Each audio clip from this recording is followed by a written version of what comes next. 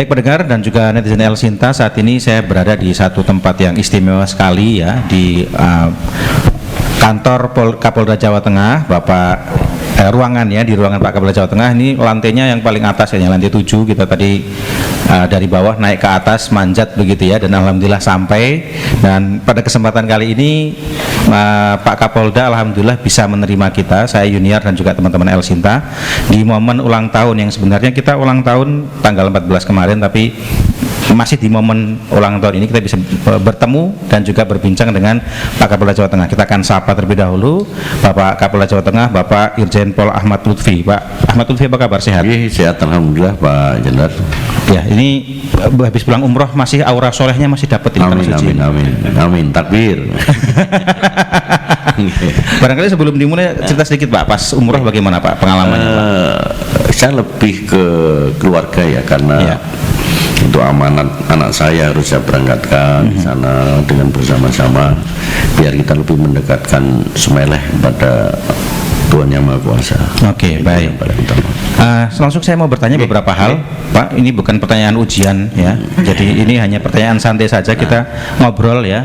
Karena nanti kita juga akan tayang di YouTube dan akan dirasakan oleh netizen El Sinta. Pak Kapolda sudah cukup lama menjabat sebagai Kapolda Jawa Tengah ya, kita tahu, dan tentunya ada banyak terobosan yang dilakukan. Kira-kira bagaimana kemudian Polda Jawa Tengah ini melakukan terobosan terutama dalam mengimplementasikan program dari Kapolri, yakni Polri yang presisi? Terima kasih. Ini ada Pak Joko yang Panglima Perang kita, Pak Yonda dan lain sebagainya, pendengar Sinta yang saya banggakan. Dalam rangka mendukung tugas Polri, terutama menjalankan kebijakan Bapak Kapolri tentang presisi, prediktif, responsibilitas, transformasi dan berkeadilan, Polda Jateng banyak melakukan program-program. Di antaranya kita jabarkan terkait dengan prediktif ini, kan bagaimana Polri kita bisa membuat suatu memprediksi dan mengantisipasi. Jadi kegiatan-kegiatan yang sifatnya preemptif. Kemudian responsibilitas adalah bagaimana kita melakukan suatu pelayanan yang cepat kepada masyarakat tanpa adanya suatu public complaint. Bahasa kerennya adalah quick response dalam rangka problem solving di tengah-tengah masyarakat. Sedangkan transparansi, Polri tidak seperti menara gading lagi. Artinya kita dalam hal penegakan hukum sudah terbuka, bahasa Inggrisnya black kotang, jadi terbuka. Siapapun, dimanapun, Polri boleh, masyarakat kita bisa menampung tentang apa keluhan, kemudian kendala, problemnya di masyarakat. Kita akan terbuka sekali, termasuk jangankan problem masyarakat, anggaran Polri pun masyarakat boleh melihat, karena besar kecilnya Polri adalah dari masyarakat itu sendiri. Sedangkan berkeadilan, tentu kita mengharapkan suatu Polri, salah satu tugas pokoknya sesuai dengan amanat undang-undang adalah dalam rangka menegakkan hukum. Equality before the law itu adalah dasar yang paling kuat dalam rangka melaksanakan kegiatan, tidak tandang pilih, tidak harus tajam ke bawah tumpul ke atas, tidak ada. Terutama kita harus wadai semua, dan itu semua sudah gerakan kepada masyarakat. Kemudian program yang kita lakukan adalah yang pertama, bagaimana polisi hadir, yang tentunya hadirnya Polri itu bisa mengeliminir, memitigasi, kemudian memastikan suatu kegiatan masyarakat itu berjalan baik, memberikan rasa aman dan jaminan keamanan kepada masyarakat dengan hadirnya Polri di lapangan. Kehadiran Polri di lapangan ini ada yang sifatnya perorangan maupun sifatnya bergu. Perorangan itu sudah saya terapkan, baik itu Kapolda, Wakapolda, para direktur, Kapolres, Wakapolres, para kabid, kemudian dan lain sebagainya, Kapolsek, Wakapolsek, para kanit, sampai ke Babin Kamtipmas, untuk tahu terkait dengan potensi masyarakat. Contoh misalnya, Kapolres harus bertemu dengan berapa tokoh yang dia kenal, minimal dicatat handphonenya, ketemu. Kemudian Wakapolres juga harus bertemu berapa tokoh dia, sampai Babin punya handphone dari masyarakat kita, sehingga segera sekecil apapun secara perorangan dia sudah dekat dengan masyarakat dan tahu terkait dengan hakikat ancaman di wilayahnya masing-masing. Kemudian secara beregu mereka sudah mempunyai suatu kontekstual dengan operasi kepolisian. Jadi dia bisa patroli sambung, bisa patroli beregu, bisa patroli lintas sektoral dan lain sebagainya, sehingga itu. Demikian. Iya, salah satu program yang barangkali dilihat oleh masyarakat ya, saya juga sering lihat di Instagramnya dan juga di beberapa medsosnya Humas Polda Jateng di bawah Pak Iqbal ini ada namanya program Jumat Curhat ya, sepertinya ya, yang dilakukan oleh Polda Jawa Tengah. Sebenarnya secara efektivitasnya program Jumat Curhat ini dan juga mungkin barangkali ada program aduan via telepon yang dilakukan oleh Polda Jateng ini, bagaimana efektivitasnya Pak? Sangat efektif sekali ya. Jadi Jumat Curhat itu tidak kita lakukan di tingkat Polda, bahkan di tingkat jajaran Polres. Jadi seluruh tingkat jajaran Polres kita lakukan secara bersama-sama, dengan konsekuensi bahwa ini merupakan suatu wadah brainstorming masyarakat kita dalam menyampaikan aspirasi atau keluhan. Artinya keluhan ini secara langsung bisa kita lakukan penetrasi di wilayah dengan melakukan mitigasi. Jadi brainstorming dengan masyarakat nelayan, dengan masyarakat kaki lima, dengan masyarakat komunitas, dengan masyarakat tokoh, siapapun boleh hadir di sana dan boleh membuat suatu koreksi terkait dengan kegiatan-kegiatan kepolisian maupun permasalahan-permasalahan di bawah, sehingga output dari kegiatan ini akan memberikan suatu jaminan keamanan antara masyarakat sebagai objek dan subjek kepada Polri sebagai pelaksana di lapangan. Demikian, Mas. Iya, ini kalau kita menghimpun ya dari beberapa masukan dari pendengar, karena sebelum ngobrol ini kita juga sempat menyampaikan ke pendengar bagaimana kemudian juga keluhan masyarakat yang terjadi di lapangan. Masyarakat itu beberapa hal bertanya berkaitan dengan peristiwa kriminal yang di Jawa Tengah, seperti kecemasan masyarakat berkaitan dengan adanya dugaan penculikan anak.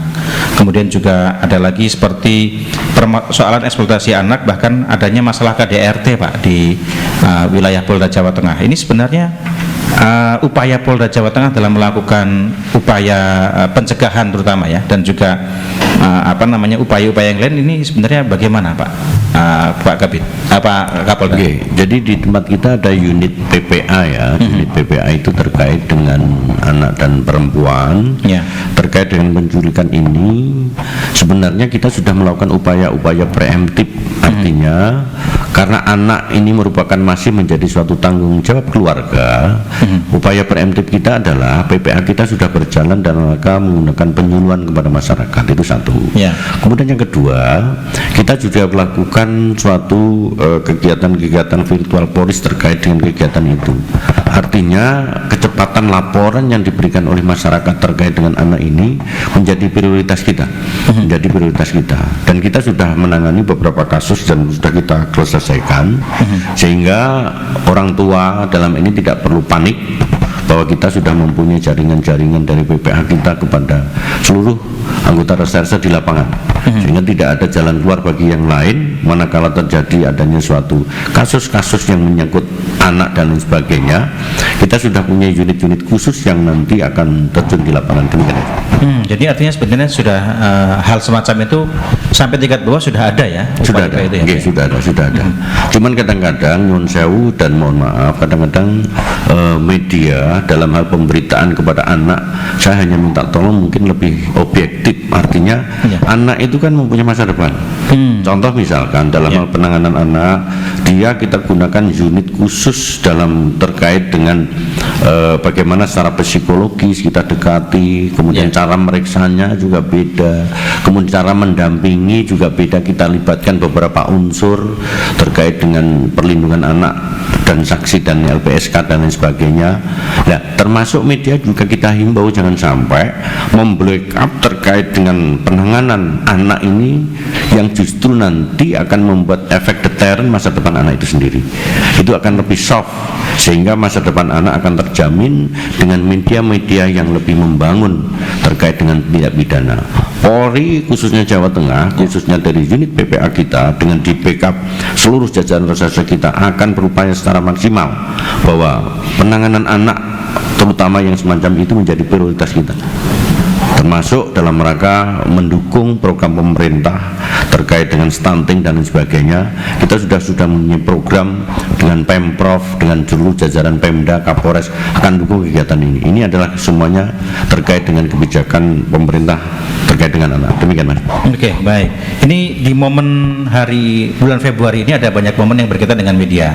Ada Hari Pers Nasional, ya. Kemudian juga ada Hari Radio Internasional. Kemudian juga El Sinta kemarin pas hari Valentine kita juga ulang tahun, Pak, yang ke-23. Ini kira-kira seperti apa seharusnya menurut Pak Kapolda media massa ini, khususnya media radio ini terus terus dalam menjaga ini ya? Kalau Polri kan lebih ke arah Kantipmas ya. Bagaimana kemudian kita bisa bersinergi ke arah sana, Pak? Jadi media merupakan suatu mitra ya. Jadi panglimanya perang kita Polri diantaranya adalah media. Bahkan anggota Polri itu sudah didik bahwa Anda adalah sebagai media. Sikap, perilaku, tingkah laku anggota Polri merupakan suatu medianya Polri. Nah ini kita gandengkan dengan teman-teman media yang tentu ini harus kita jadikan suatu mitra dalam semua kegiatan kepolisian, kecuali dalam hal taktis dan teknis kepolisian yang itu tidak kita perlukan. Contoh dalam hal penangkapan, dalam hal upaya paksa, dalam hal clandestine mengungkap kasus kadang-kadang harus kita rahasiakan karena itu menyangkut terkait dengan penegakan hukum. Tentu transparansi dari media kita lewat Bid Humas Polda Jateng akan selalu bersinergi dalam memberikan suatu kecepatan informasi, kemudian kevalidan informasi, kemudian keaktualan informasi ini sangat kita perlukan, dan Humas kita akan sebagai media kita, sebagai corong kita untuk berkolaborasi dengan mitra-mitra kita yang tentu ini sudah menjadi suatu tugas pokok dari Humas kita untuk bersinergi, termasuk perilaku anggota kita di lapangan. Demikian Mas. Ya, artinya sebenarnya saya agak sedikit nambahin ya. Artinya sebenarnya kalau saya sering ngobrol dengan Pak Joko juga dan juga teman-teman wartawan, Pak Ahmad Lutfi juga sangat dekat juga dengan media. Kok bisa ya Pak sedekat itu, kenapa ya Pak? Ya apa ya, awake dhewe wis runtang-runtung bareng. Wilayah Solo, kemudian wilayah Surakarta, kemudian wilayah Pantura.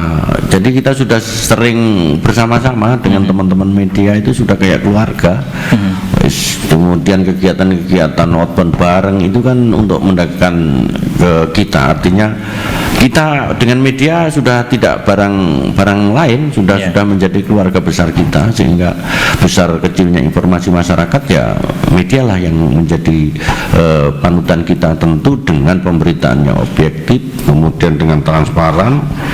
Tentu ini merupakan suatu modal dalam rangka memberikan suatu pengertian yang terbaik kepada masyarakat kita. Barangkali dekat boleh, tapi kita tetap independen selaku media gitu ya. Mungkin begitu tanpa mengurangi daripada kebebasan daripada pers itu sendiri. Kita sudah tahu sekali. Baik, di momen hari ulang tahun El Sinta yang ke-23 Bapak, mohon barangkali bisa disampaikan ucapan ulang tahun ya ke teman-teman dan juga netizen El Sinta di hari ulang tahun kita.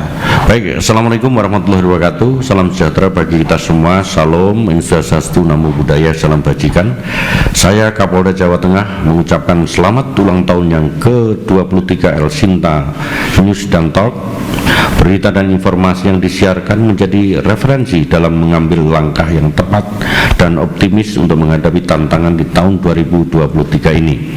Bersama El Sinta berkolaborasi untuk bangkit, jaya dan sukses selalu. Assalamualaikum warahmatullahi wabarakatuh. Baik, terima kasih Pak Kapolda sudah memberikan waktunya ya di tengah kesibukan dan juga pulang umroh. Kita juga mohon doanya juga ya Pak, kan habis umroh 40 hari itu doanya juga sebenarnya dikabulkan agar kita teman-teman media tetap jaya. Apalagi radio ini juga sedang diterpa era disrupsi, biar kita tetap bertahan. Kita doakan semoga El Sinta tetap jaya di udara. Terima kasih Pak. Demikian mendengar wawancara saya bersama dengan Kapolda Jawa Tengah Irjen Pol Ahmad Lutfi, dan nantikan juga tayangannya di YouTube juga ya, dan jangan lupa like, share dan juga subscribe YouTube El Sinta. 23 tahun El Sinta News and Talk berkolaborasi untuk bangkit bersama.